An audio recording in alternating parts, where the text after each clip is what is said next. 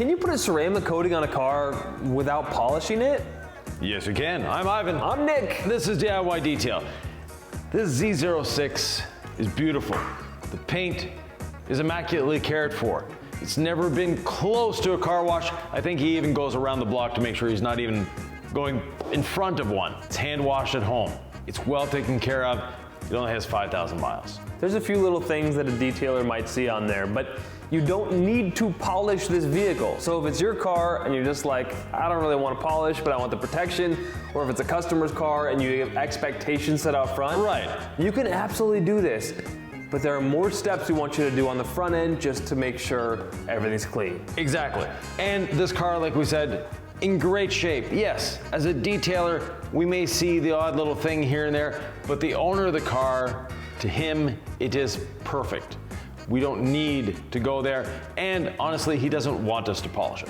So, how do we go about making sure the paint is as clean as possible? We're gonna start with All Clean. We're gonna foam All Clean on the surface. All Clean's our all-purpose cleaner. It's diluted at 15 parts water, 1 part solution in the IK foamer. And that, Ivan, is where we're gonna start.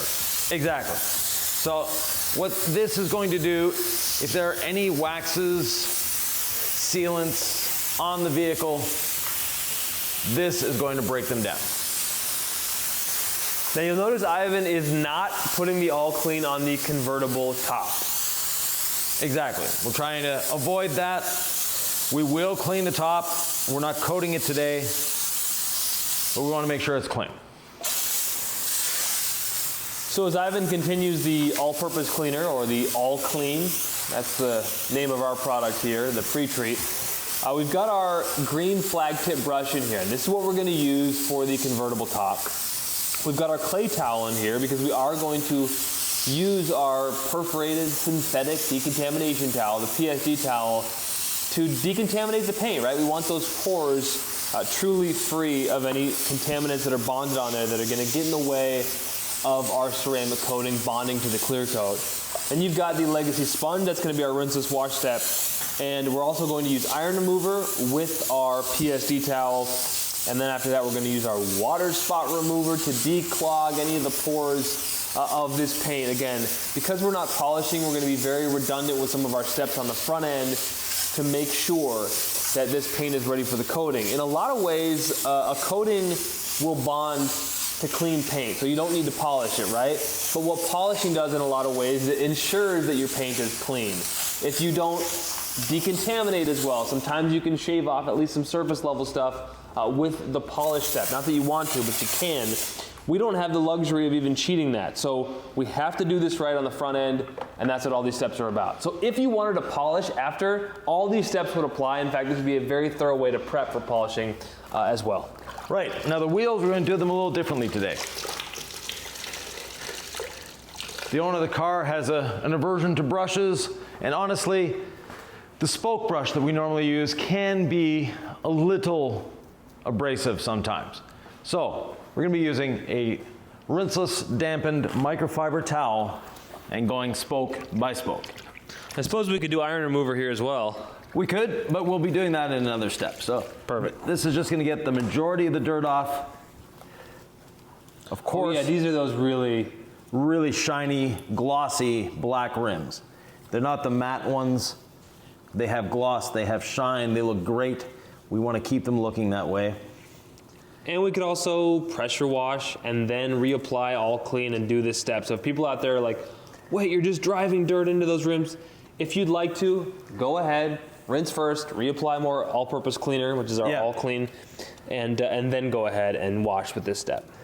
But in reality, the All Clean is great for paint lubrication as well as the rinseless wash that we have on the towel.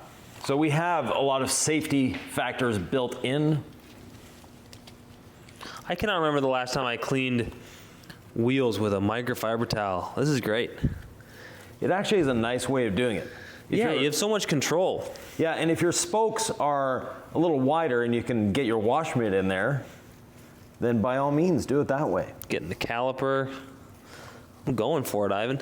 Now for the tire itself, we are going to use a brush. Now, found something in the trunk of this car. I'm not going to name any brand names here, and our pressure washer, even it doesn't like it. But it's sort of a brush that's meant to take dust off a surface. If you have one of those, please, please recycle it. Do something with it, but don't let it near your car. They're unfortunately a great way of causing scratches. So I'm not gonna dunk this towel back into our wash bucket. No. Now that it's hit wheels, it's been relegated to a different life. Well, it needs to go to the washing machine. Exactly. So Nick, if you wanna fire up the pressure washer, since it had its word to say on the dust removal device that you shouldn't use, rinse off the all clean.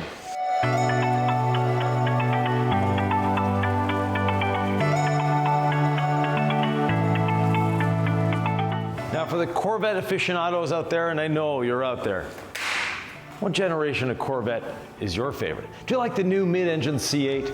Do you like this super high performance C7? Or are you like me, a child of the 60s that came into his automotive awakening in the 70s, meaning I'm a C3 fan? I'd say regardless of your choice, one thing that you should for sure do is subscribe to the channel. Let's continue.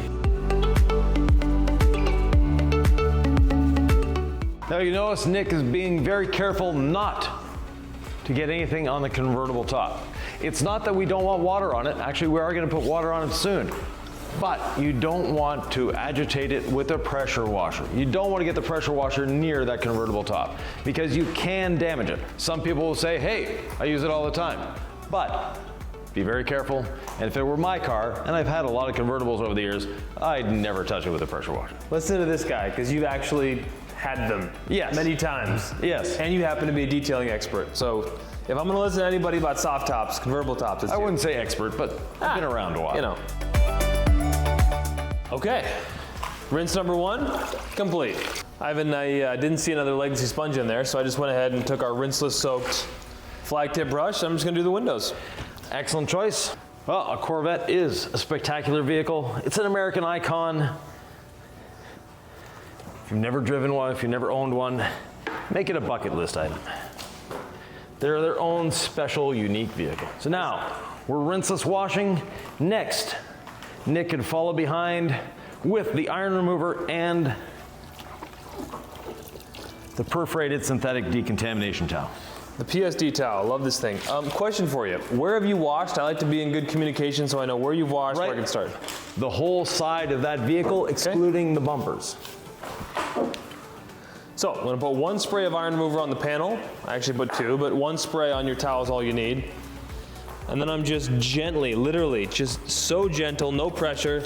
I'm actually gonna spray down these wheels as well, because I saw some nastiness inside those barrels, but Ivan, how do people wrap their head around the fact that we are not damaging paint as we clay or use our PSD towel? Well, because we're not using clay. Exactly. We're using a new material. It's been around for a little while, but it keeps getting better. And it's perforated synthetic decontamination towel, meaning there's no clay involved. And clay is an abrasive. We have no abrasive involved in what we're doing here. Sometimes my personality can be abrasive, but so can mine. The towel is not. What's interesting about rinseless wash is, and I love Incredible Suds as a bed for my decontamination step, but the rinseless wash is just insanely lubricated. Like I can just feel the lubrication under the towel. And so you've got the rinseless wash with its polymers giving you that lubrication. Then you've also got the iron remover giving you lubrication. And then you put the towel on top of that. And I'm just sliding over the paint, gently caressing it. Any little pieces of embedded contamination are coming off into the towel. And in reality, you're probably not feeling much on this car. Probably because it's in pretty dang good shape. Yeah. You know, one way to prevent contamination is regular maintenance. Clean your car on a regular basis, and it's not gonna have time to build up and embed itself into the paint. Okay, here's a question. Would you rather see someone stand by, I will only hand wash my car, but then life gets in the way and it's too difficult, or weekly wash, kind of scratch it up to the weekly, tunnel wash. But I've noticed on those vehicles, they're a lot less difficult to decontaminate because at least the panel's been staying clean. Exactly. So, is there a worse or better? It really depends on your tolerance to risk and how you enjoy taking care of your vehicle. You may not care about a few scratches here or there, right? Right. And tunnel washes are getting better and better all the time. I purposely put my car through 74 tunnel washes. And honestly, I searched out the worst ones. And you can actually see that video right here. But despite all of that, the paint wasn't that bad. Yeah, this is pretty pristine paint, Ivan. Yes, it is. Not feeling much under the towel. Now, time to clean the roof. I'm going to use our brush and liberally put the rinseless wash on the surface.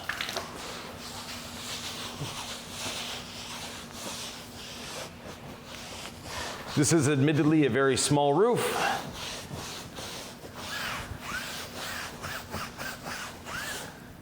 So not a lot of work there. And to save me walking back around,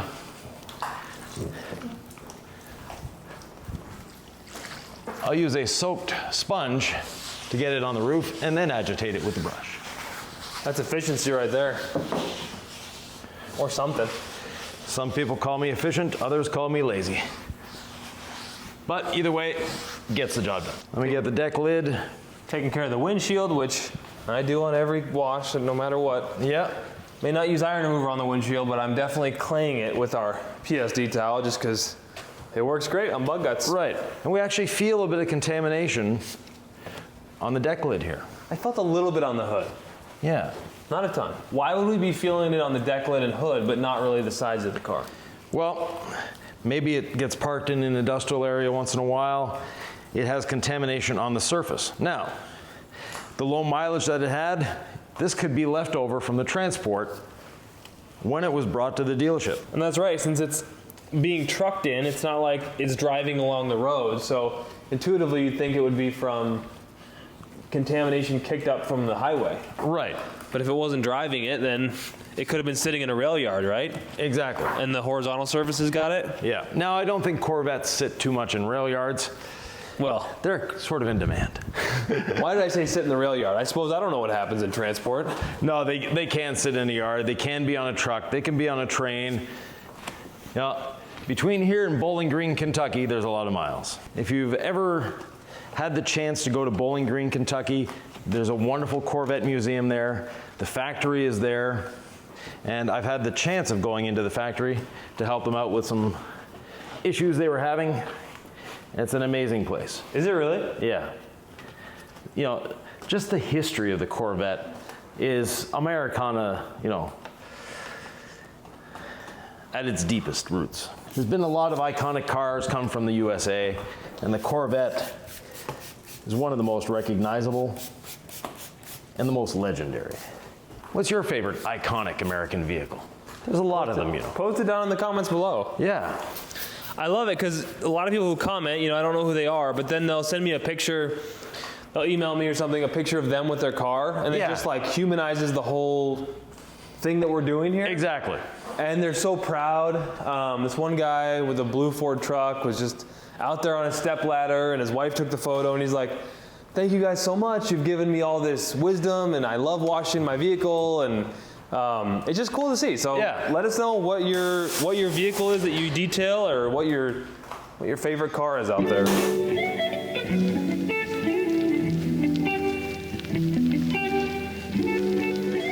Now, this vehicle, if we're polishing it, after we're done this rinse, we're ready to go.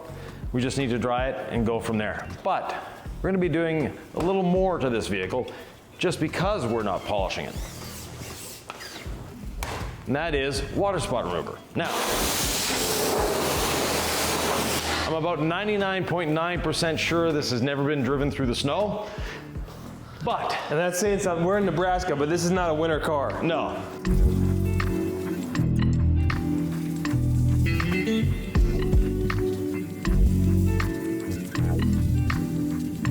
if you're working in tandem with someone, never hurts to make sure that the pressure washer hose behind them is going around all the wheels. And I saw some guy, I know there's all kinds of different devices out there now, right? But he actually stuck 4 tennis balls right under here, and it worked as like a DIY cord facilitator. Right, a hose management device. Exactly. So now we're putting water spot remover, applying it liberally to the surface, just making sure we're getting it everywhere. Again, that light polish is going to help clean your paint, so we need to clean it in the most redundant possible way if we're going to stand behind a pro level ceramic coating that will last you for years. This step is what we're doing to ensure that clean is as thorough as we can make it. So Ivan, we're using a product called water spot remover, right? There's no water spots on here. People might ask, why are you using that? So the reason we're using water spot remover on it is extremely simple. You have minerals in your water. This removes mineral deposits. So, like we mentioned before, driving through the salt, you're gonna get mineral deposits all along the vehicle. In this case, we're not getting mineral deposits on the vehicle from driving in the snow. Trust me, with these tires, it'd be very dangerous. And the other thing is, by doing this, the minerals that may have accumulated through washing, we're gonna cleanse those pores even deeper. Now, we don't want to soak this down. We're gonna use a rinseless dampened microfiber towel to agitate the surface. We're not trying to rinse it off, we're just agitating it lightly with the towel. So Nick's got one of our nice gray edgeless buffer towels.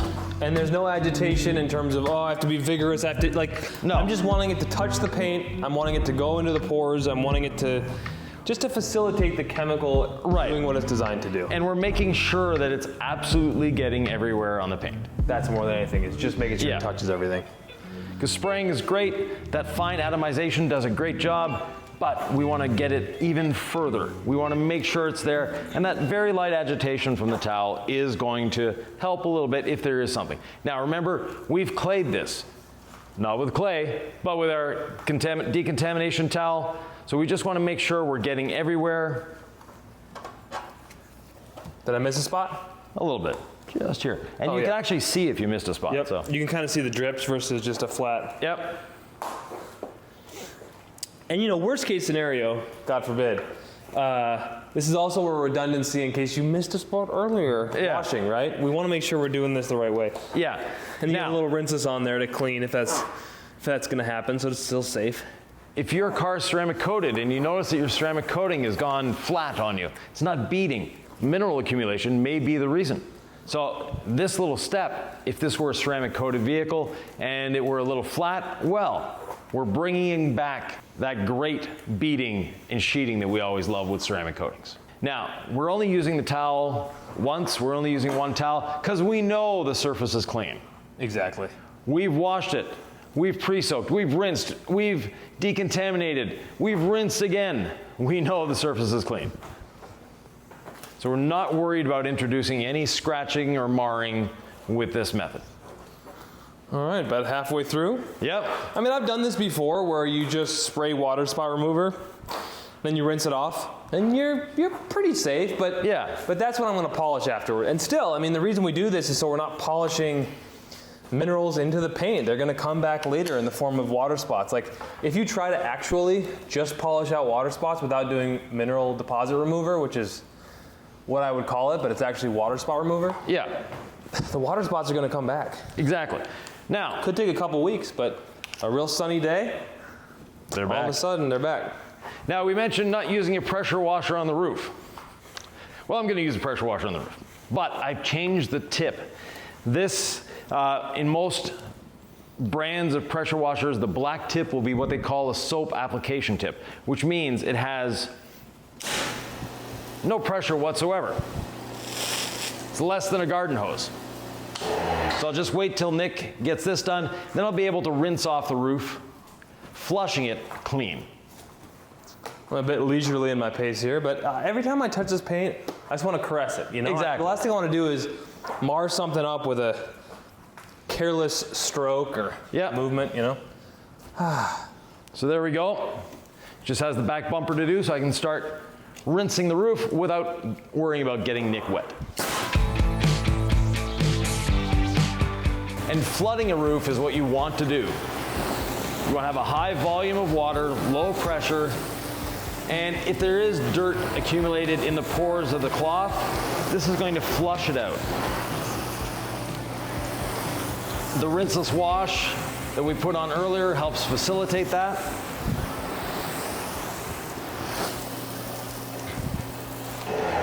Let me go to the other side, and then from there we'll be able to rinse off the mineral or water spot remover.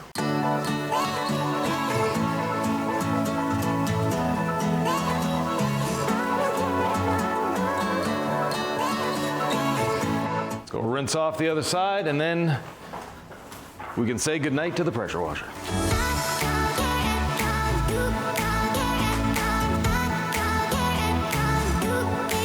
Next, Nick, we need to dry the vehicle off.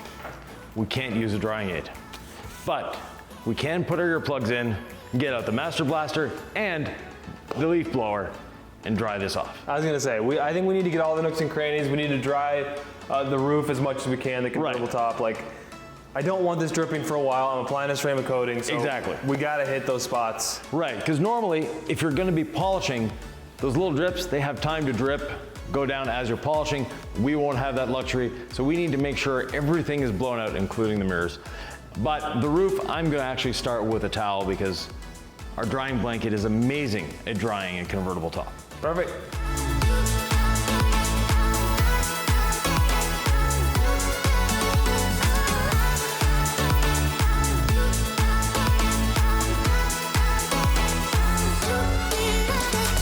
Now there's one characteristic that unites absolutely every Corvette. It's not V8, it's not front engine, it's not supercharged.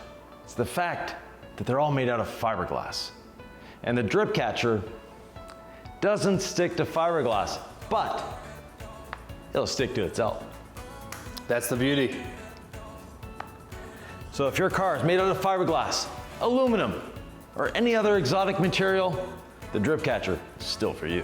I remember the first time I ceramic coated a Corvette, the owner was like, well, it's made out of fiberglass. Will the coating still work? Yes. The answer is yes. Right, because we're dealing with clear coat. What's under the paint in the clear coat doesn't matter. Exactly. For the magnets, it does, but luckily they stick to themselves as well. So we're almost done drying. Nick, I'll turn you back on there and off we go.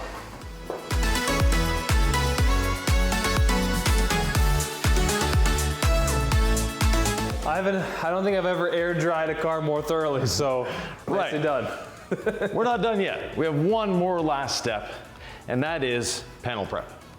Panel prep, wipe it all down, and coat. Right, but before we put the panel prep, we're gonna do one little thing to the Corvette. Let's put the roof down, because under this, we have paint as well that we need to coat. But now that's washed, we're not gonna get it wet anymore, even though the pressure washer thinks so.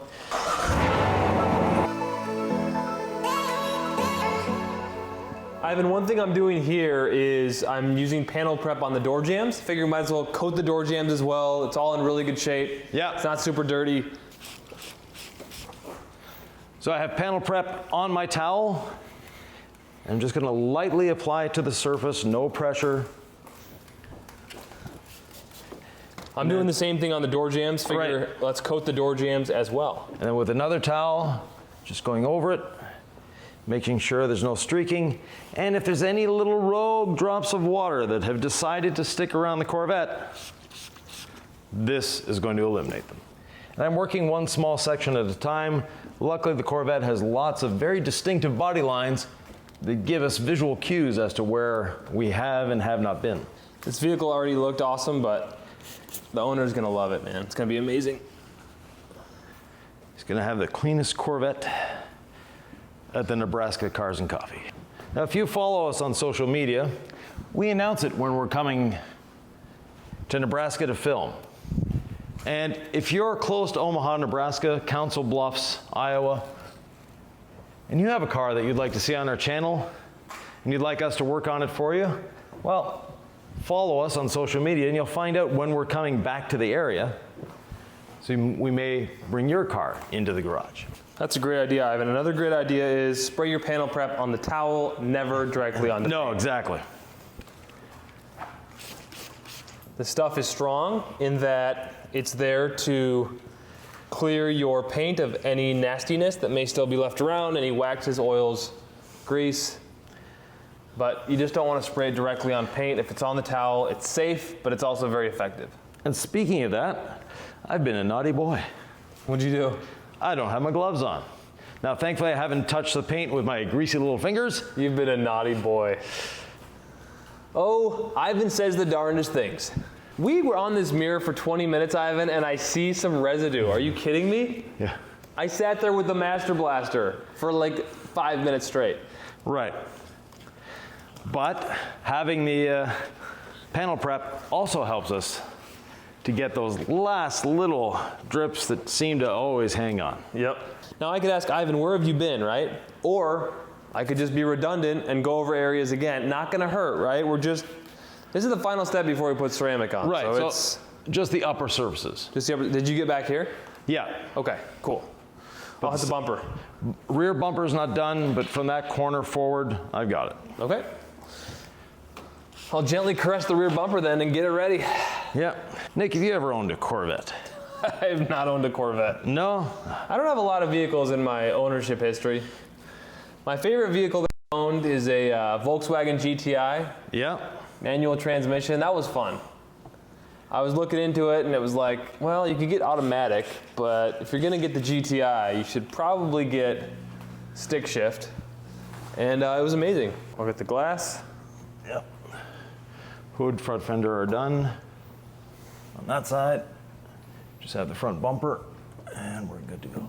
Okay. No coating on it yet, but it already looks spectacular. Yes, it does. It's clean, it's shiny, Whew. but it needs protection. Ivan, if I'm gonna ceramic coat my wheels, Right. do I put tire shine on before or after? I put it on after myself. That way I'm sure there's no interaction between the tire shine and the wheel.